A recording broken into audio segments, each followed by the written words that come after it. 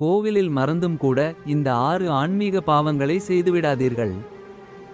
அதற்கு முன்னாடி இந்த வீடியோவை பார்க்குற நீங்க முருக பக்தரா இருந்தால் இந்த சேனலை சப்ஸ்கிரைப் பண்ணிட்டு வீடியோக்கு லைக் பண்ணி ஓம் முருகா என்று காமெண்ட் பண்ணுங்க.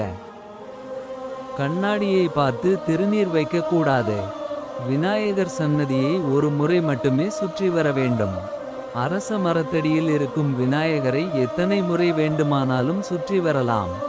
சிவன் கோவிலுக்கு சென்றால் கட்டாயம் 3 முறை சன்னதியை சுற்றி வர வேண்டும். பெருமாள் கோவிலுக்கு துளசி எடுத்து செல்பவர்கள் அதை அலசி எடுத்து செல்லக்கூடாது. சிவன் கோவிலுக்கு செல்லும் போது கன்னத்தில் சிவ சிவா என்று அடித்துக் கொள்வதை பார்த்திருப்போம். இப்படி கன்னத்தில் போட்டுக்கொள்வதை விஷ்ணு ஆலயத்தில் செய்யக்கூடாது.